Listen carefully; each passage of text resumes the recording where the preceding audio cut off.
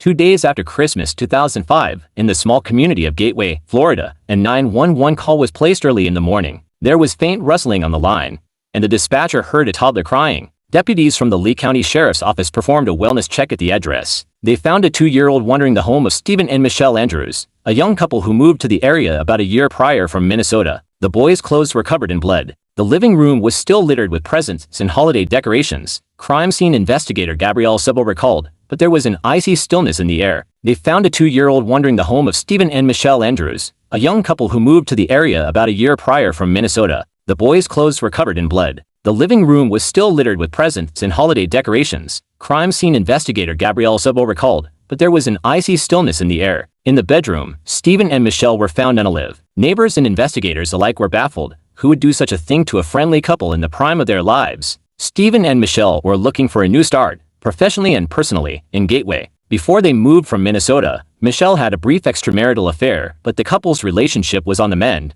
When Stephen appeared to be getting close to a secretary in his new landscape architecture office named Kelly Ballou, tensions rose. The secretary bought Stephen an expensive cocaine for his new car, and there was a confrontation between the women at a holiday party weeks before the unalivings. According to investigators, authorities scrutinized Ballou at first, and during interviews, she admitted that she and Stephen had indeed been involved in an inappropriate relationship. She also explained that she had recently ended a 6-year relationship with boyfriend Fred Cooper. Meanwhile, investigators also continued to look at the scant evidence from the night of the unalivings. Neighbors reported hearing a loud motorcycle, and one saw the rider, a man in a camouflage hoodie. And eventually, these two investigative tracks converged. Pulling surveillance footage from nearby businesses on the night of December 26th, they traced a mysterious motorcycle rider to a 7-Eleven at a time near when the couple was unalived. Then, a tip came in from a local repair shop. One of the mechanics observed a co-worker on December 28th working hard to scrub his camouflage hoodie clean. He pulled the lining out and used an exhaustive array of cleaning products, cleaning the hoodie for more than an hour, the mechanic told police.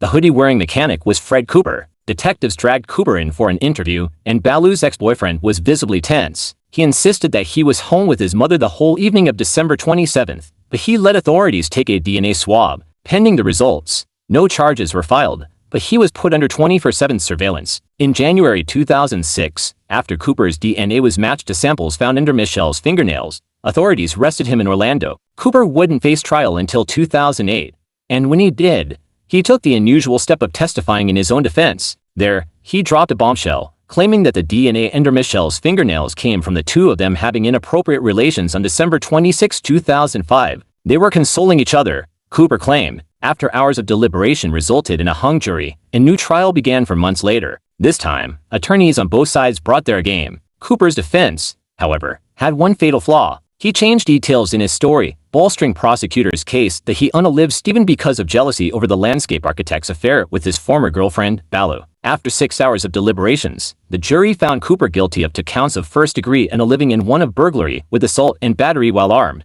He was later handed 3 life sentences without the possibility of parole. "I was satisfied. Life without parole is great," the Andrews neighbor Dean Harris told producers. "Let him suffer. Death would be too easy for him." Thank you for watching. For more true crime stories, follow my co-host Child Case Podcast with Sylvia Pradia, where she covers child abuse cases.